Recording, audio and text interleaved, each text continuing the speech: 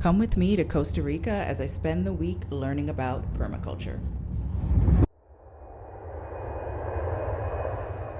After an early morning flight and a quick layover, I arrived in San Jose. I'm here at San Jose Airport. I just arrived in Costa Rica for a visit to Verde Energia. It's the space I'm going to be hosting BIPOC Summer Camp in August. So yeah, I'm really looking forward to checking out the space, meeting the folks who run it, all that. Yeah. Once we got out of the San Jose traffic, it was a scenic 2.5-hour drive away from the city and into the mountains.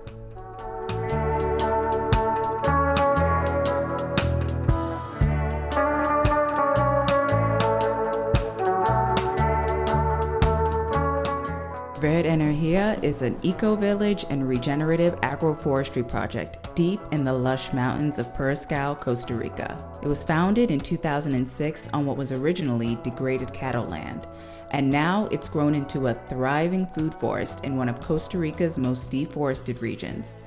And they've helped plant over 150,000 trees since they started.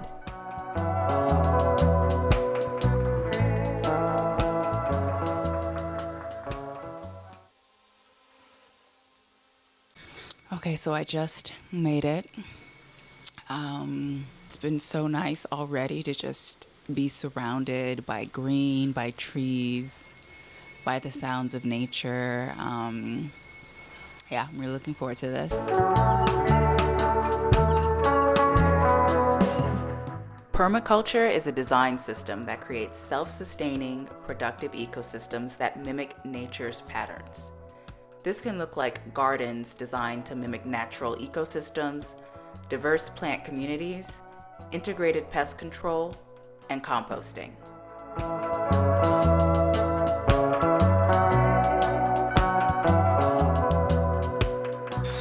So it's the morning, I think it's around 8 a.m. I slept really, really well. It was just like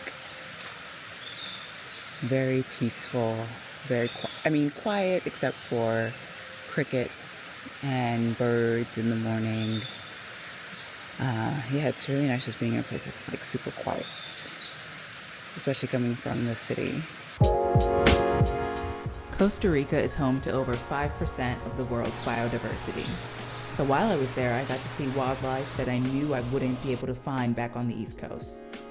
And for some species, I was okay with that.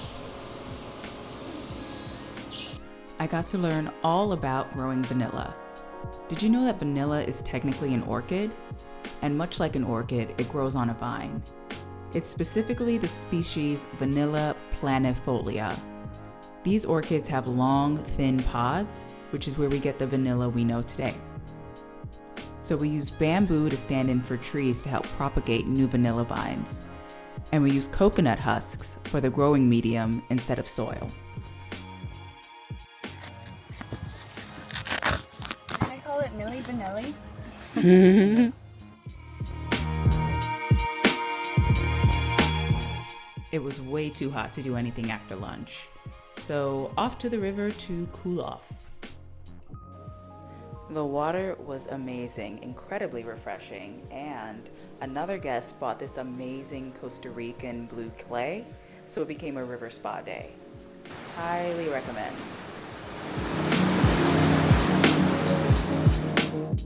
I also learned that black pepper grows on a vine, and they grow a ton of it here.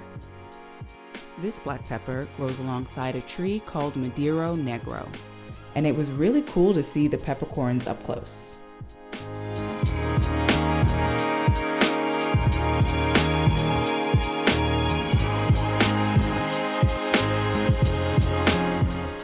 Getting to the pepper was a hike, so I was more than happy to make our way back, checking out different spots along the river.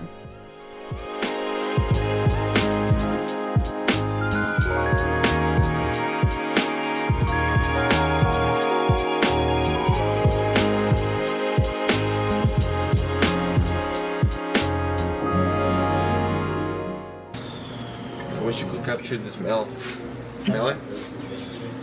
Yeah, it smells ready to be processed. Growing up on the East Coast, I don't think I've ever had unprocessed jackfruit before, so it was cool learning all about the different ways you can use it. I also learned it's the flavor behind juicy fruit gum, which now I can't unsee.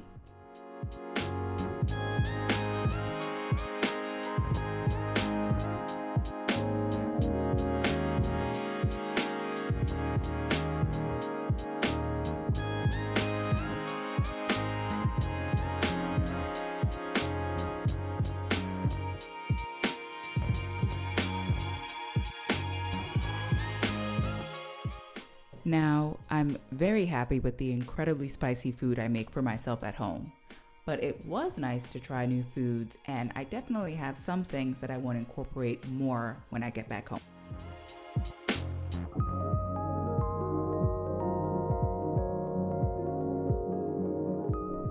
I'm a yoga teacher, so of course I was going to check out their yoga space.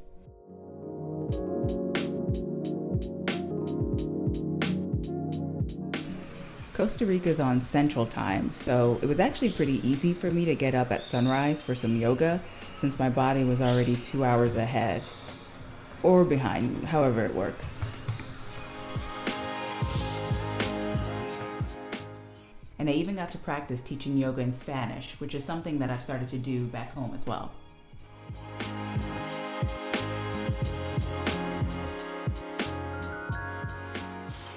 That was fun. So I just did my first ever yoga class in Spanish, and that went pretty well. I'm going to be starting that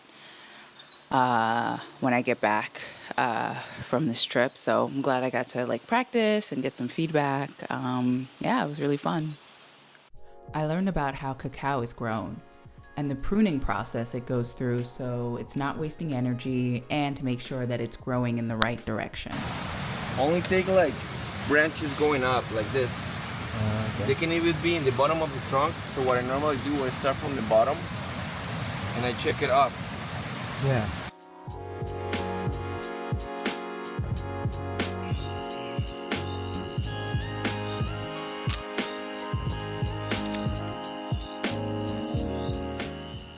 Most of the activities happened earlier in the day before it got too hot.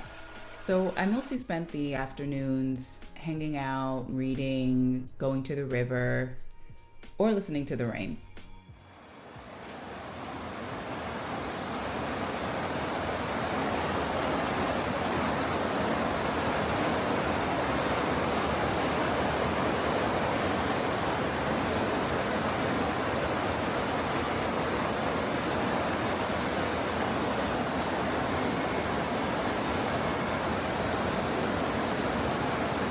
Another day, another magical part of Rio Tulin.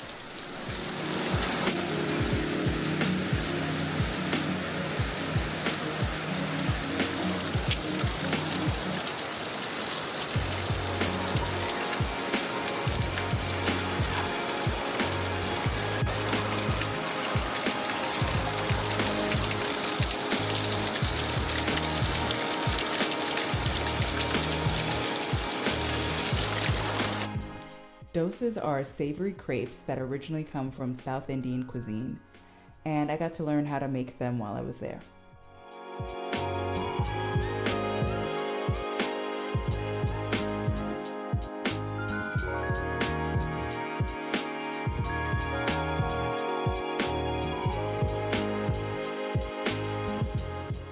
I believe that the first pancakes always come out terrible, and dosas were no different. I did eventually get the hang of it though.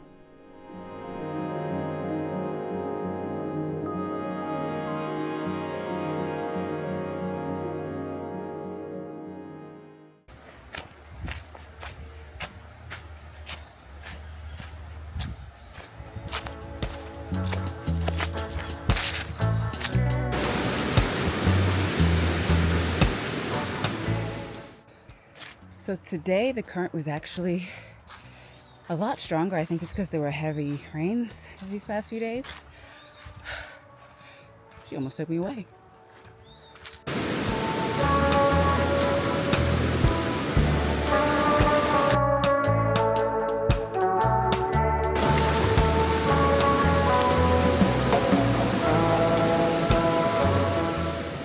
bright side, I'd say that was probably the biggest adrenaline rush I'd had all week.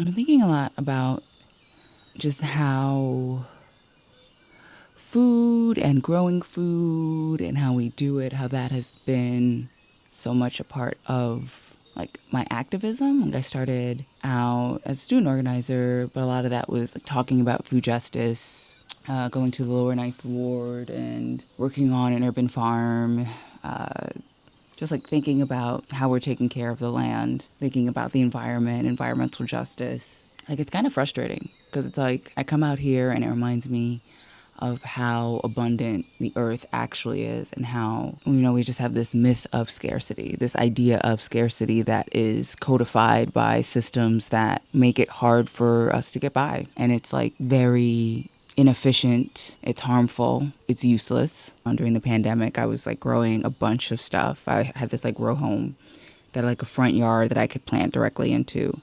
And I planted okra, grew a few watermelons, grew some cannabis plants, habaneros, just like things I ate growing up. Not the cannabis, but the vegetables.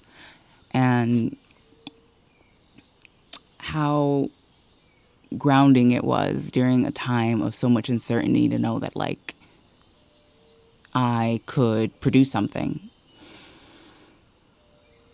And that's something that's always been really important to me. Like I love making things. Like before I was doing yoga, I was making candles and soaps. For me, I was like, I'm trying not to waste money at Target. I can make candles and soaps and they'll either be for me or they could be gifts. And I really enjoyed that. And for me, these things have been a way to direct my focus into something generative because I feel like, I'm really good at working and being hard on myself. But to find ways to do something that felt fun, felt generative, helped me forget the lockdown we were in was really important. Yeah. The lockdown really changed how I saw abundance. I think time became the ultimate luxury for me at that time. Like, because I realized then that if I had time, I could create the things that I wanted in life. Like being able to have the space to think because I wasn't going out as much or at all. For me was really sort of formative in how I spent the years after. Like I remember waking up like in the middle of the night and just being like, okay, I know when this is over, I want to get out of the country. I want to travel. I want to see the world. And I want to be able to speak languages to help me do that better. And that moment inspired me to start studying. Like I'd studied Spanish in high school, but not really anything I could use. And I knew I'd need time to do that.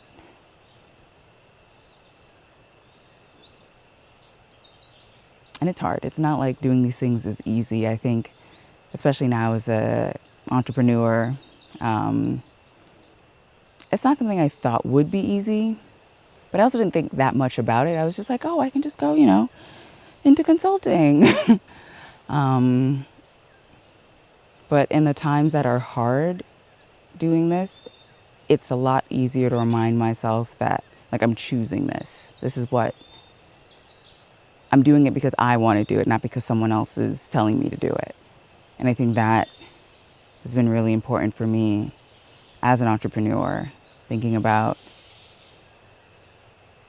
like living a life that is carved out by the choices I made, not anything that's been made for me. And I think that's been important, and it's been really helpful for when, you know, the growth edges are made apparent.